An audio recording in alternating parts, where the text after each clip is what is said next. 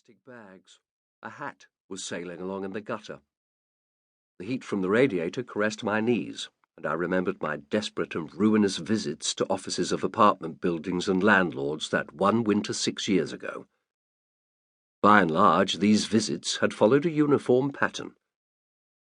It involved confronting a guy behind a desk who sat there, hands neatly folded with a saccharine smile and ominously narrowed eyes, asking me in a manner that indicated he had better things to do, "Well then, Mr. Kayankaya, I see you are a private investigator.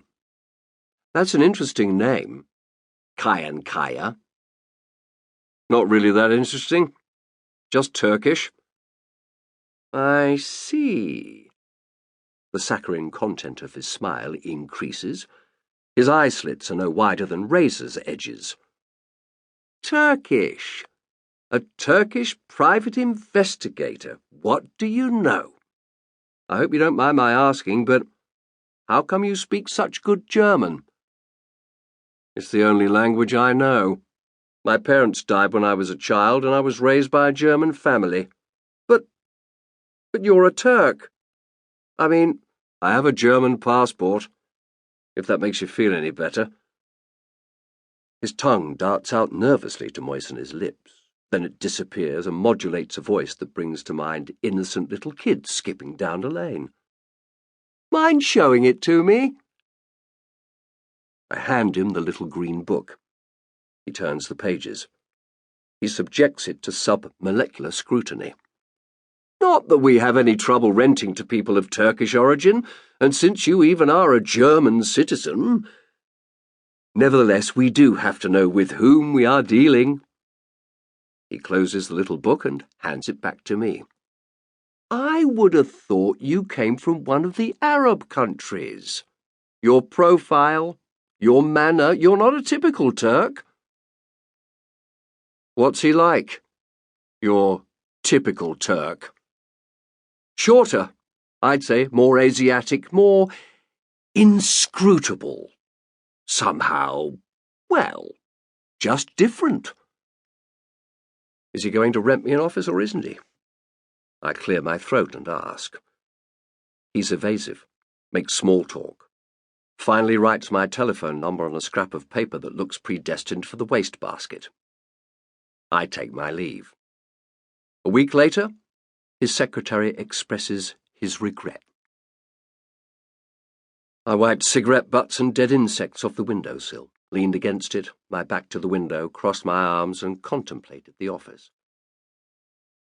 "A little clean-up, some new carpeting, and a new calendar," I told myself. That could improve the quality of this workplace tremendously. When I lifted the cushion off the phone, Mr. Kunze had hung up. A moment later, the doorbell rang. I hit the buzzer. The door opened and in rolled a colourful sphere. Tasselled loafers, brown, white pants, red belt, blue and white striped shirt, green tie with little dots, blue coat, big belly, short legs. Exuding joie de vivre from top to toe, he came to a halt just inside the door and scanned the office, looking perplexed. He just stood there and stared.